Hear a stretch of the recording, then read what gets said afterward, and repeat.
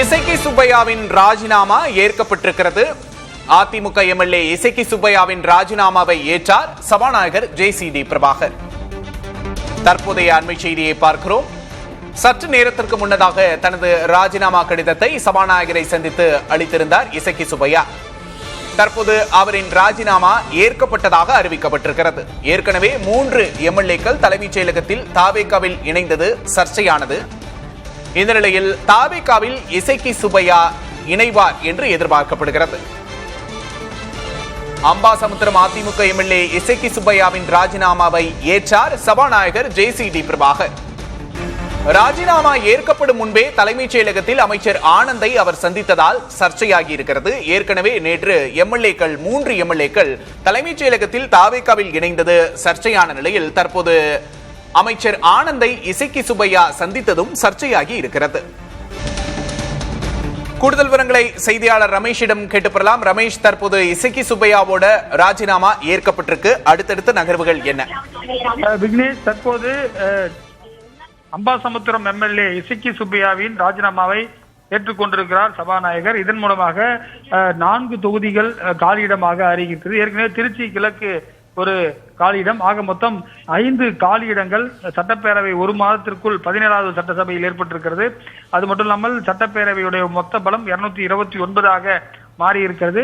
இன்று இரவுக்குள் அரசிதழில், அதாவது கெசட் நோட்டிபிகேஷனை சட்டப்பேரவை செயலகம் விடும் என்று எதிர்பார்க்கப்படுகிறது.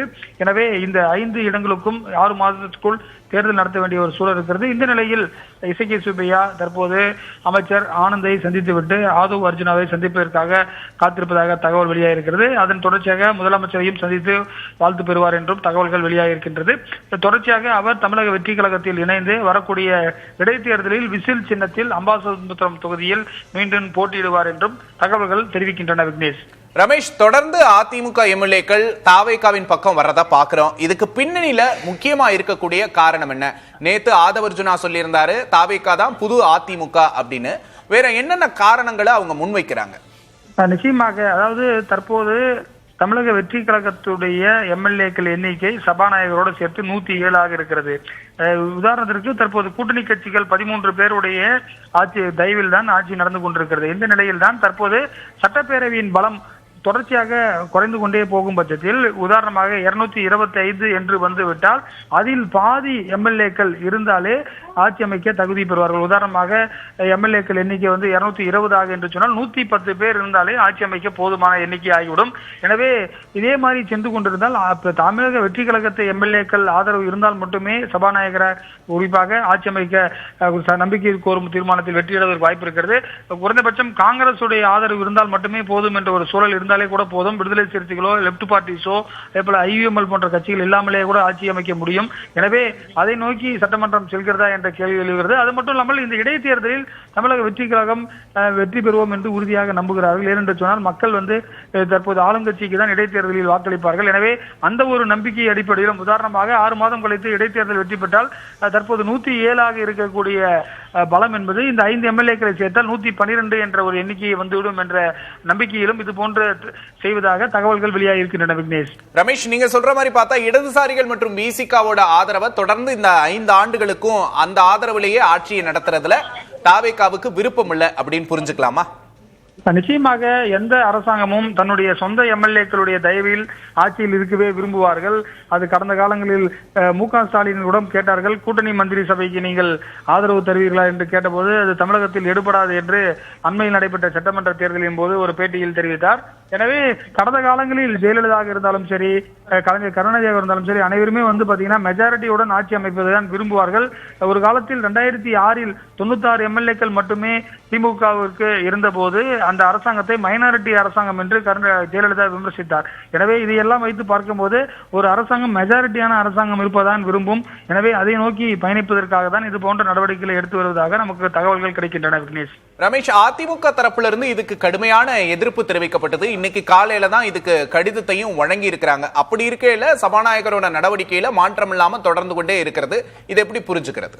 நிச்சயமாக அவர்களை பொறுத்தவரை ஜே.சி.டி. பிரபாகர் அவர்கள் நம்ம கேட்கும் போது என்ன சொல்றாருன்னா, நான் என்னுடைய விதிக்கு உட்பட்டு நான் செயல்படுகிறேன், எனக்கு சட்டப்பேரவை விதி என்ன சொல்கிறதோ அதை நான் செய்கிறேன், அவர் முறைப்படி தன்னுடைய கையெழுத்திட்டு தன்னுடைய சுய நினைவோடு ராஜினாமா செய்திருக்கிறார். அதை ஏற்றுக்கொள்ள வேண்டியது எனது கடமை, குறிப்பாக நம்பர்ஸை மட்டுமே பார்க்க வேண்டியது என்னுடைய கடமை என்றும் அவர் சொல்லியிருக்கிறார். எனவே இதையெல்லாம் வைத்து பார்க்கும் பொழுது சபாநாயகர் நிச்சயமாக எப்பொழுதுமே பார்த்தீங்கன்னா கடந்த காலங்களில் அந்தந்த குறிப்பாக திமுகவிலிருந்து வரக்கூடிய திமுக சபாநாயகர் குறிப்பாக அந்த கட்சிக்கு ஆதரவாக இருந்திருக்கிறார். அதே போல அதிமுகவிலிருந்து எம்எல்ஏ ஆகி சபாநாயகரானவர் அந்த கட்சிக்கு தான் பேவராக இருந்திருக்கிறார். அது போன்றுதான் தமிழக வெற்றி கழகத்திலிருந்து வெற்றி பெற்று சபாநாயகர்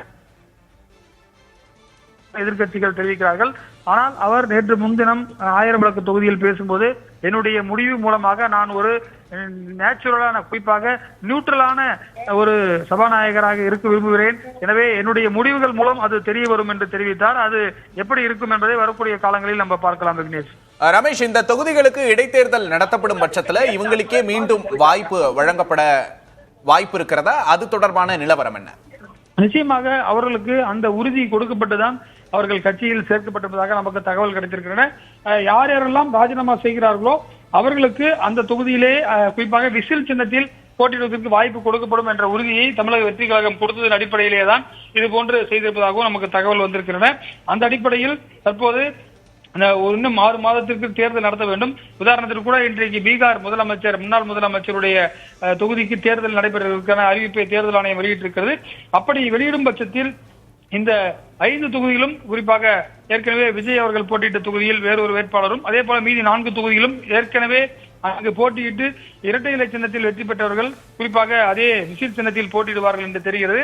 நிச்சயமாக அந்த தொகுதி மக்களுக்கு ஒரு மிகப்பெரிய ஒரு சர்ப்ரைஸ். இரட்டை இலைக்கு வாக்கு கேட்டு வந்த ஒரு வேட்பாளர் தற்போது விசில் சின்னத்துக்கு கேட்டு அந்த தொகுதியில் வலம் வர இருக்கிறார். ஒரு வித்தியாசமான அரசியல் சூழல்கள் களத்தில் இருப்பதையும் நம்மால பார்க்க முடியும். நிச்சயமாக ரமேஷ், தற்போது வரை 4 தொகுதிகள் காலியா இருக்கு. 4 தொகுதிகள்ல இடைத்தேர்தல் அப்படிங்கிறது உறுதியா இருக்கு. நீங்க சொல்ற மாதிரி மக்கள் என்ன ரியாக்ட் பண்ண போறாங்க அப்படிங்கறதையும் பொறுத்திருந்து பார்க்கலாம். விவரங்களுக்கு நன்றி ரமேஷ்.